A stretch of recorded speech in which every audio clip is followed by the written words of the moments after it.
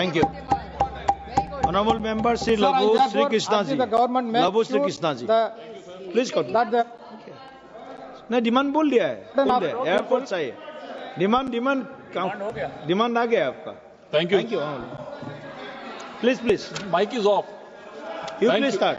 Thank Labhu you. Sri Krishna ji, Thank you, please sir, start. for allowing me to speak on the protection of interest in Indian aircraft bill.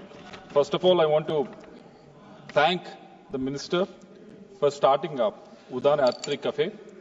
This is a great initiative, sir, because last time I heard some members saying we're not being provided even water in the airport. Now, water is being provided for free.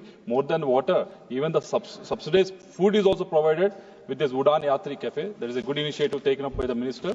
I thank the minister for this, sir.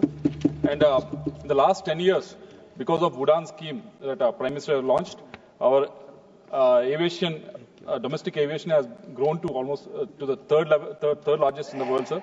And also our airports have grown from 74 to 157, almost double the airports, sir. And because of this, the aviation sector is growing in such a way that this bill is very much needed. This bill aligns with the Cape Town Convention, sir, and it reclaims the aircraft, which in case of default or insolvencies, which get stuck. The prime example was the Go Airlines, which we all saw in this country, sir, because of which so many aircraft that have been leased by Go Airlines got stuck, and they couldn't be taken out and given it to the other companies, sir. Because of this bill is very much necessary. And also, this bill is necessary because India's position in the global aviation finance market also will get better once this bill gets passed, sir. And also, the bill is necessary because the development of domestic aircraft leasing hubs, which we are doing it in GIFT City in Gujarat, if it needs to get a boost, obviously this bill is necessary, sir. So we welcome this bill, sir. But when we welcoming this bill, I want the minister as well as his co-pilot is a Minister of State, both of them to have some attention to two important points. So the first one that I want the attention is with regards to the false narrative that is being built in this country, sir. The false narrative is that everyone says that aviation industry is in loss and airlines are in loss. It's a completely false narrative, sir. No airlines is in loss. Airlines are in loss when only in the sense that when they're running these airlines, when they're expanding these airlines, only then the airlines are in the losses. Sir. This is the false narrative because if you look at I'll give the details also with regards to that because if you look at what's happening in the last 3 years from 2022 to 2024, if you look at one company, sir, that is Indigo Airlines, which has sold, I don't find any fault when someone makes money, sir, but they have sold its, they divested their funds, sir, and they divested to the tune of almost 15.8% from September 2022 to August 2024 in different tranches, 2.5%, 3%, 4%. When they divested this 15.8% in total, they raised almost 22,400 crores, sir. This is what has happened in one company. So the valuation is going up.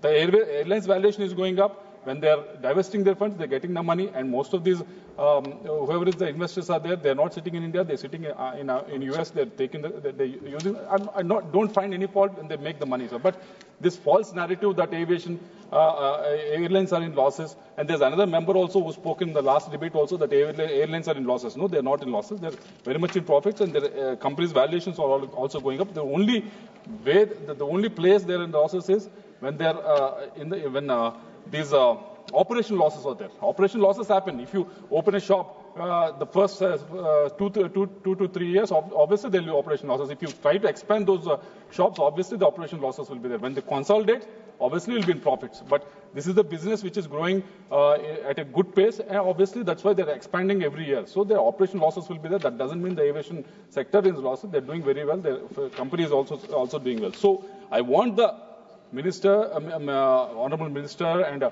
also the bureaucracy who are sitting here, sir, to get this false narrative out of their head and make sure that why we want this false narrative to be out of it is by creating this false narrative, they're saying that is the reason why the prices of the tickets are going up. So this is completely not necessary, sir, because if you look at the consolidation that has happened in the aviation industry in the last 5-6 years, 63% is occupied by Indigo. 23% is occupied by Air India. So 90% of it is occupied by two companies, sir, in this country. 90% of the market is occupied. So there is absolute necessary for regulation to happen. If there are more players and the stake is distributed between more players, obviously there is no regulation that is needed. There's a competition will be there. The fares will be lowered. But here the whole sector is controlled by two players only. So when the duopoly is happening, only two companies are selecting it. So there is absolute necessary, because now government is not running any aviation, any airlines. The only thing the government can do is regulate them. So we request the aviation minister to regulate these prices, to put a cap on the maximum prices that can be possible, because they're not losing money. First thing, sir. Second thing that I want the attention of the minister is, sir, with regards to the sustainable aviation fuel. Sustainable aviation fuel, because the aviation fuel that is used in the country, 100%, almost 100% is imported from outside the country, sir. Nothing is manufactured, nothing is been, most of it is not processed here.